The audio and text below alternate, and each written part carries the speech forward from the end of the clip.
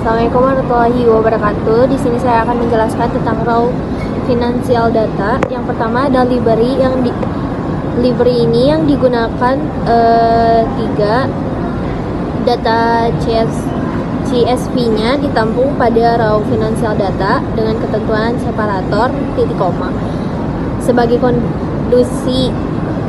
kondisi pemisah dan quote ketiga untuk mengabaikan tanda kutip sebagai pembungkus teks. Selanjutnya ada data kolom diubah atau mengganti jadi tanda kutip menjadi kosong agar 7 kolom terbaca. Selanjutnya ada baris untuk mengubah kolom yang ditakutkan masih berupa teks menjadi numerik. Selanjutnya ada perubahan format hari dari tanggal, bulan, tahun ke tahun, bulan, tanggal. Source-nya digunakan untuk mengubah error menjadi nilai none. Yang kedua, sini ada variabel raw financial data yang dimasukkan pada variabel missing value dengan memanggil unisolve dan menggunakan isul sebagai pencari nilai hilang. Selanjutnya ada data yang hilang akan dihapus dengan comment dropna dengan memanggil lagi variabel raw financial data dan memanggil subset unit solve. Yang ketiga ada data null sebagai penampung data raw financial data akan mencari data nol dengan memanggil columns unit solve yang bernilai 0. Selanjutnya nilai bernilai 0 akan dihapus dengan menggunakan dropna serta memanggil kembali raw financial data. Baik, pada bagian selanjutnya saya akan menjelaskan nomor 4, mengubah nilai sales price yang bernilai 0. Nah, pada tahap ini dilakukan proses pembersihan data pada kolom sales price. Pertama, sistem mengecek jumlah data yang memiliki nilai sales price sama dengan 0, karena nilai tersebut dianggap tidak valid dalam analisis keuangan. Selanjutnya, dibuat data referensi harga berdasarkan jenis produk. Data ini itu digunakan sebagai acuan untuk menggantikan nilai sales price yang bernilai 0. Nah, proses penggantian dilakukan dengan mencocokkan produk pada setiap baris. Lalu, mengisi sales price sesuai harga referensinya. Setelah itu, dilakukan pengecekan ulang untuk memastikan tidak ada lagi nilai sales price yang bernilai 0. Hasilnya menunjukkan bahwa seluruh nilai sales price yang sebelumnya 0 telah berhasil diperbaiki. Lalu untuk selanjutnya nomor 5 ini menyimpan data yang sudah dibersihkan ke variabel baru. Setelah proses perbaikan selesai, data yang sudah bersih disalin ke dalam variabel baru bernama clean financial data. Perbaikan selesai yang nomor 4 tadi. Nah, langkah ini bertujuan agar data asli tetap aman dan tidak tertimpa, sehingga proses analisis selanjutnya menggunakan data yang sudah valid dan terstruktur. Nah, pada tahap ini tuh juga dilakukan pengecekan awal dengan menampilkan beberapa baris data untuk memastikan bahwa data sudah tersimpan dengan benar. Lalu selanjutnya nomor 6, mengatur ulang urutan kolom. Nah, pada bagian ini itu dilakukan penyesuaian urutan kolom agar data lebih rapi dan mudah dibaca. Kolom disusun ulang ini dengan urutan yang lebih logis, dimulai dari date, diikuti oleh country, product, unit solid, sales price, diskon. Pengurutan ini bertujuan untuk mempermudah analisis, terus pelaporan, visualisasi, data keuangan untuk di tahap berikutnya. Selanjutnya, nomor 7, menyimpan data dan mengunduh file data final. Sebagai tahap akhir, Ini data yang telah dibersihkan dan disusun ulang, disimpan ke dalam file CSV dengan nama Clean Financial Data CSV. File ini kemudian siap untuk diunduh dan digunakan lebih lanjut, baik untuk analisis lanjutan, pelaporan, maupun dokumentasi. Proses ini menandakan bahwa data finansial telah melalui tahap pembersihan dan siap digunakan secara profesional. Baik, segitu saja penjelasan bagian 1 dari kami. Terima kasih. Perkenalkan, saya Nisrina Syaunaila dan di sini saya akan menjelaskan mengenai fungsi dan peran masing-masing variabel dalam mendukung kegiatan administrasi bisnis dan pengambilan keputusan manajerial. Ini adalah variabel-variabel di dalam dataset transaksi penjualan PT Nusantara Mart. Jadi, variabel di dalam dataset ini memiliki fungsi dan peran yang saling berkaitan dalam mendukung kegiatan administrasi bisnis serta pengambilan keputusan manajerial. Yang pertama ada transaction ID. Ia berfungsi sebagai identitas untuk setiap transaksi sehingga memudahkan pencatatan, pelacakan, dan pengendalian data transaksi. Lalu ada transaction date.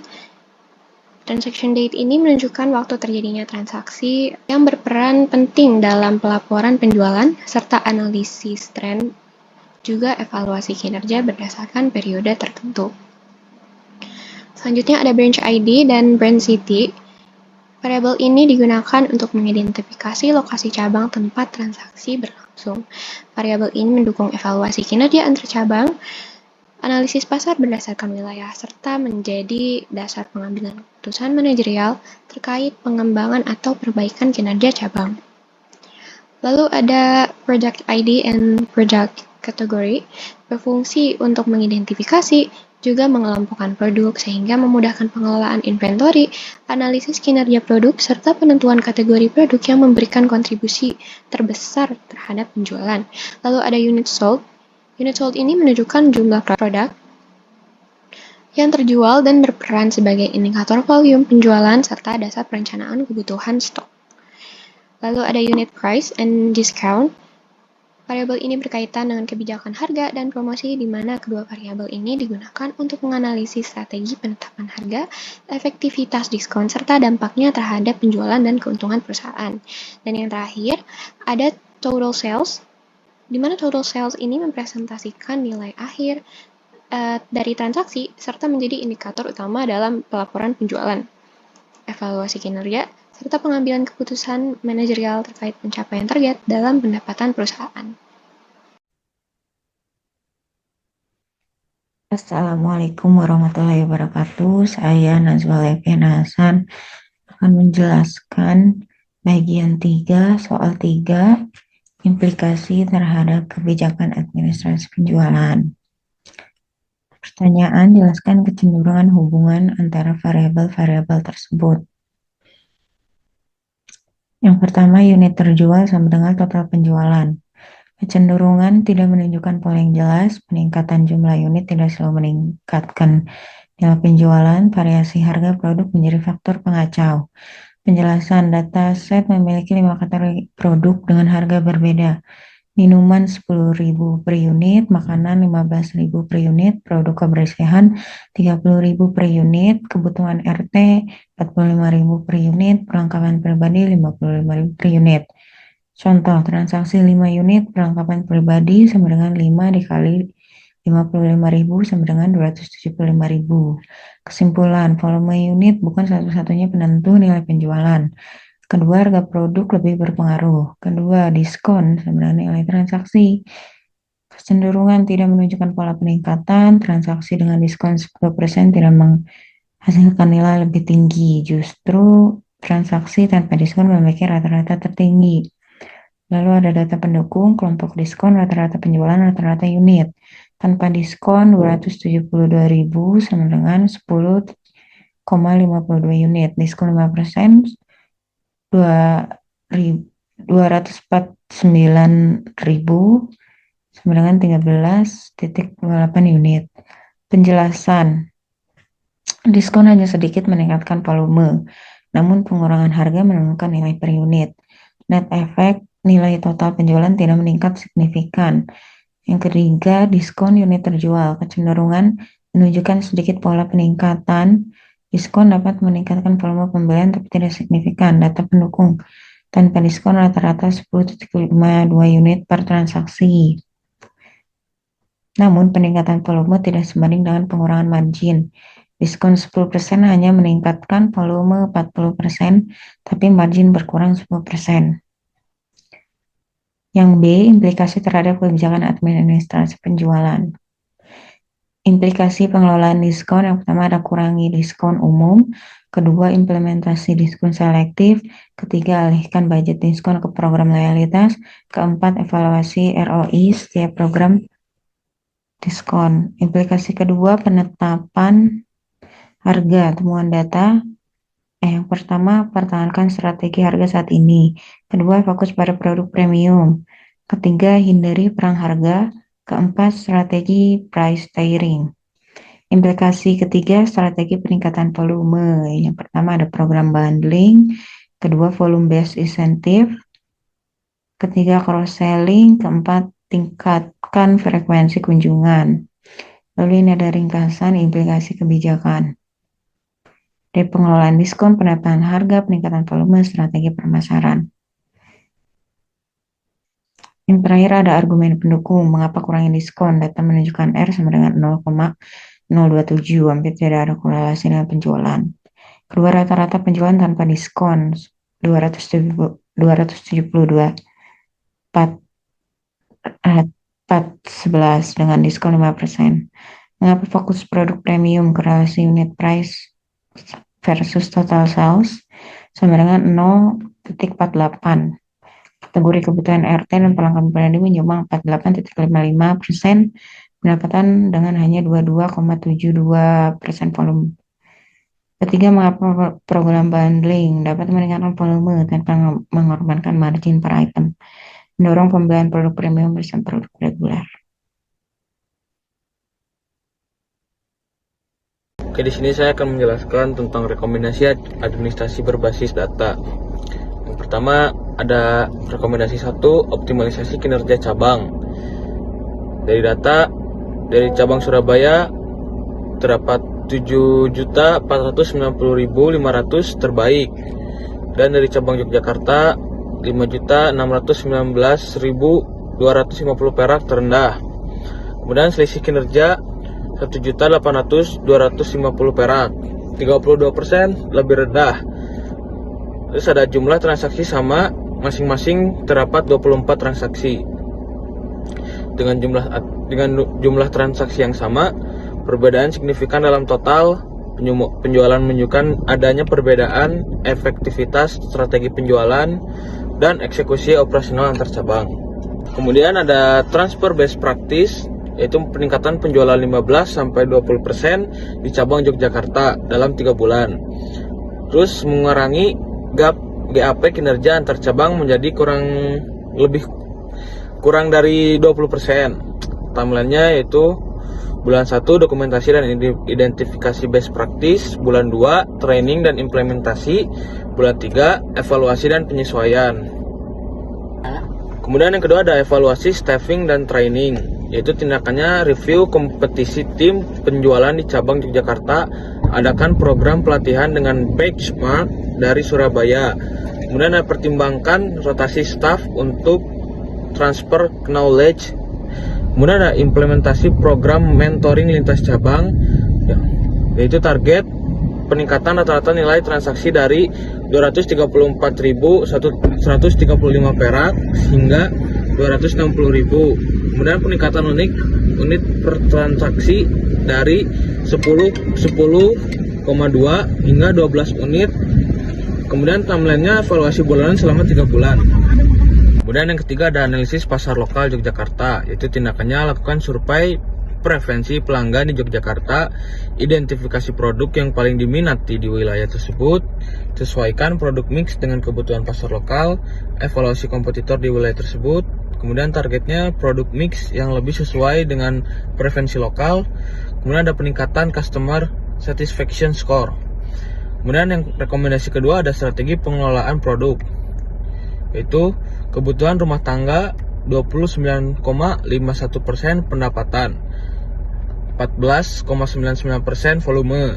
Perlengkapan pribadi ada 19,04 pendapatan, 7,73 volume. Minuman 15,60 pendapatan, 35,55 volume. Yaitu argumennya rasio kontribusi pendapatan versus volume menunjukkan efisiensi margin. Kebutuhan RT dan perlengkapan pribadi sangat efisien, rasio lebih dari 1.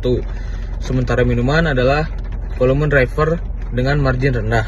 Kemudian ada fokus pada kategori unggulan. Tindakannya tingkatkan stok dan variasi produk kebutuhan rumah tangga. Kemudian alokasikan display area lebih besar 30-40% dari total display. Posisikan di area strategis, eye level dekat pintu masuk, dan latih staf untuk upselling produk kategori ini. Targetnya peningkatan 10% penjualan kategori kebutuhan rumah tangga. Itu kontribusi kategori ini 29-51% hingga 32%. Estimasi dampak tambahan pendapatan 949.050 perak, 10% dari 9.490.500 perak. Kemudian ada optimalisasi portofolio produk.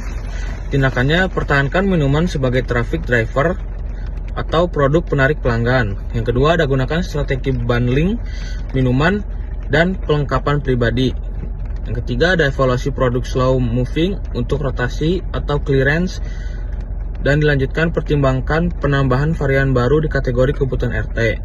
Nah, contoh bundlingnya itu ada paket hemat keluarga, 3 minuman plus 1 produk kebersihan atau sama dengan diskon 10%. Paket lengkapnya 1 kebutuhan RT ditambah 1 perlengkapan pribadi, itu disama dengan diskon 5%. Kemudian yang terakhir ada cross selling strategi, yaitu yang terakhir yang ketiga ya.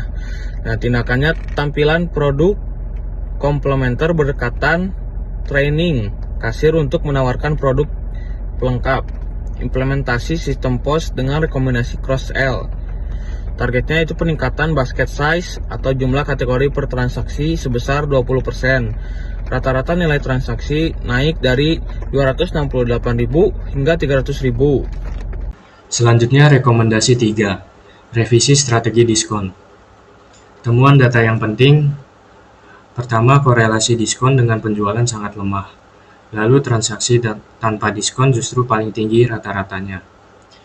Makna datanya, diskon tidak efektif, meningkatkan nilai belanja, lalu berpotensi mengurangi margin keuntungan. Rekomendasinya pertama kurangi diskon massal atau blanket diskon. Kedua, alihkan ke program loyalitas pelanggan. Ketiga, diskon hanya untuk produk slow moving atau hampir kadaluarsa. Dampaknya penghematan biaya diskon dan pelanggan lebih loyal, bukan hanya sensitif harga. Selanjutnya rekomendasi 4, sistem monitoring dan evaluasi. Masalah saat ini, pertama perbedaan kinerja antar cabang cukup besar, lalu belum ada sistem pemantauan terintegrasi. Rekomendasinya dashboard KPI real-time penjualan transaksi dan kategori. Kedua, evaluasi periodik atau rutin. Evaluasi rutin harian, mingguan, bulanan, hingga kuartalan. Manfaatnya, pertama keputusan lebih cepat, kedua masalah bisa dideteksi lebih dini. Ringkasan rekomendasi dan prioritas. Prioritas tinggi, pertama peningkatan kinerja cabang Yogyakarta, kedua perbaikan strategi diskon. Prioritas sedang atau menengah, pertama fokus kategori unggulan, lalu bundling dan cross-selling. Prioritas rendah, pertama dashboard monitoring, lalu program loyalitas jangka panjang. Estimasi dampak implementasi. Jika seluruh rekomendasi dijalankan dengan baik, total potensi peningkatan pendapatan kurang lebih 3,64 miliar rupiah per periode. Lalu Itu setara dengan kenaikan sekitar 11,3% dari kondisi saat ini. Kesimpulannya, rekomendasi ini menunjukkan bahwa keputusan berbasis data dapat meningkatkan kinerja cabang, efisiensi produk, serta profitabilitas perusahaan. Dengan implementasi bertahap dan monitoring yang konsisten, PT Nusantara Mart memiliki peluang besar untuk tumbuh secara berkelanjutan. Sekian.